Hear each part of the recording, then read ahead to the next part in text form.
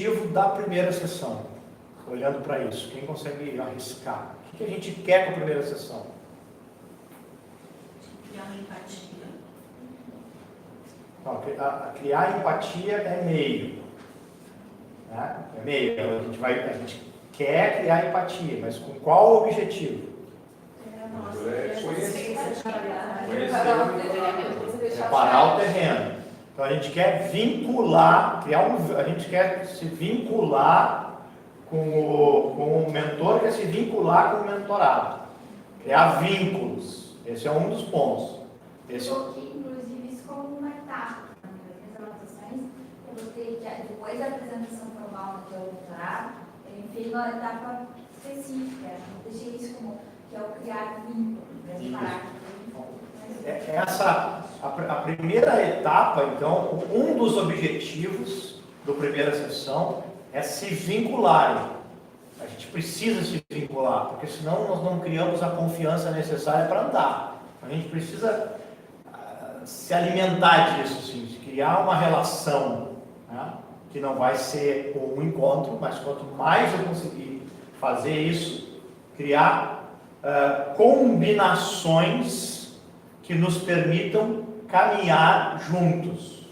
Então, esse vínculo que eu falo é nestas combinações. Se vocês olharem, ele é uma coisa de se apresentar, de combinar, de estabelecer, porque a gente precisa criar esse vínculo, que é como se fosse um contrato que é um contrato de convivência, mas que não se resume ao contrato de convivência formal. É o contrato que começa desde se apresentar e que termina quando a gente finda o primeiro encontro. Então, o primeiro é esse vínculo. E o segundo objetivo é ver se o que foi encomendado é de verdade o que é encomenda. Então, o alinhamento dos macro-objetivos, ele precisa ser validado. O que eu entendi é o que tu entendeu? É isso mesmo que a gente vai trabalhar? Como é que é isso para ti? Como é que é isso para mim? Vamos falar sobre isso. Então, esses dois olhares eles precisam estar presentes na cabeça do mentor. Eu preciso sair daqui com todas as combinações feitas e a gente precisa estar juntos nisso. Eu preciso sentir que ele está comigo nesse negócio. Se nesse momento acontece um desalinhamento, a gente voltaria para o gestor que fez a encomenda? Boa pergunta, claro. Nós não podemos avançar com esses dois objetivos não atingidos. Eu sinto que não houve esse vínculo. Cara, ele não combinou as coisas comigo, ele não está dentro, eu preciso parar aqui e denunciar isso. Cara, é o seguinte, nós não estamos conseguindo caminhar. O que está acontecendo? Tu quer trocar o mentor? Não quer continuar com o processo? Se houve alguma coisa que não atingiu o objetivo, nós precisamos parar aqui. Nós não precisamos fazer de conta que isso está cumprido.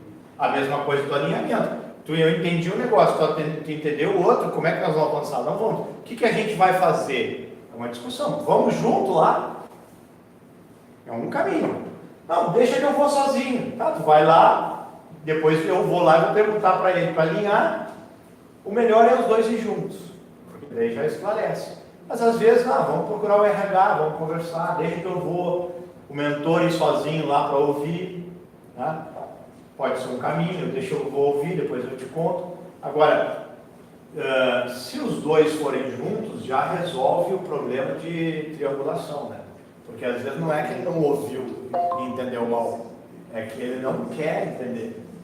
E essa etapa não podia ser anterior, quando é feito todo o mapeamento, a encomenda do gestor é modelada, né? Pelo que a gente fez. E aí não poderia esse encontro já está junto. Poderia. Tem alguns senões disso. Primeiro que nem sempre isso é assim fácil de fazer numa organização. De juntar mentor, mentorado e tal tempo lá. Às vezes um está numa cidade, outro está noutra, às vezes vai formar agenda. Então, quando tu quer organizar isso na prática, tu tem toda uma mobilização. Juntar 2 pessoas já não é fácil. Juntar 3, tu dificulta. Então, primeiro cria um processo que às vezes vai demorar muito. E esse é o primeiro entrave. Então a gente já facilita se tu só tem que fazer duas combinações.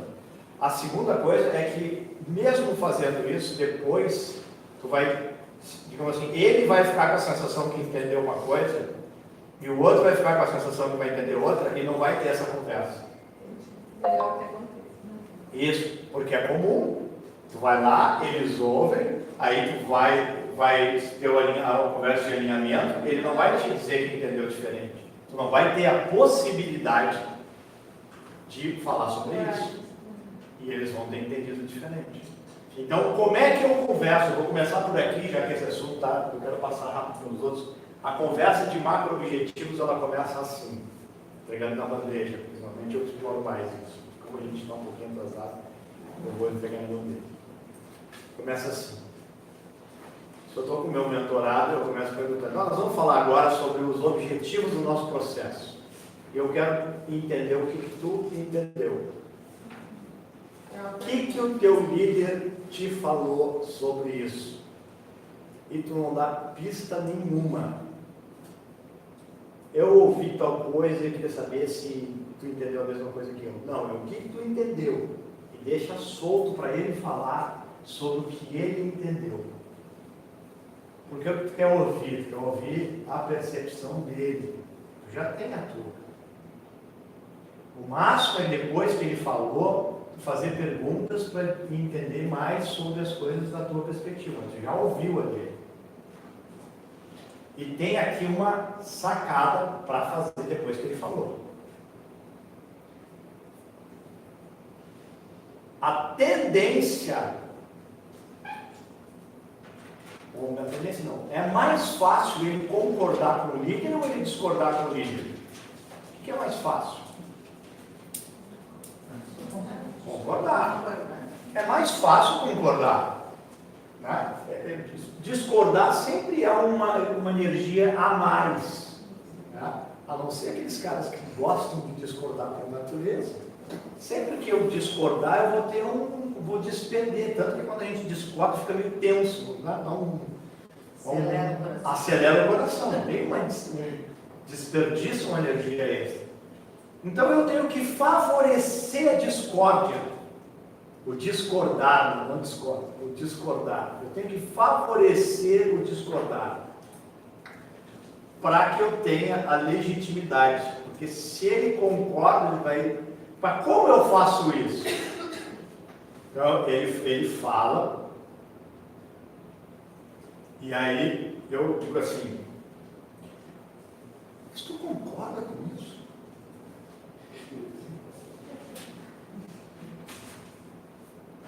Porque veja só, normalmente, isso acontece quase sempre comigo, tem coisas que falam sobre mim que são pontos que eu preciso desenvolver. Mas mesmo dentro dos pontos que eu preciso desenvolver, tem umas coisas que é a percepção da pessoa. Que é muito mais porque ela viu uma coisa que eu fiz, ou um negócio especial, e rotulou a partir daquilo ali. Não necessariamente eu sou assim. E aí a pessoa já coloca aquele ponto para desenvolver. Então, é muito importante a gente conseguir separar o que de verdade é para desenvolver e o que é talvez uma coisinha que eu fiz. Então, eu queria ver de ti agora, nisso que a gente está falando, o que tu está enxergando que é, pô, isso aqui eu acho que é um negócio que eu preciso desenvolver. E o que eu acho que é uma coisinha que eu fiz. Quando tu vai nessa fala, tu favorece ele dizendo, isso aqui eu acho que é uma coisinha que eu fiz. Entende? Tu vai dar um espaço para ele, assim, sair com uma saída louvável para ele ter discordado do chefe dele.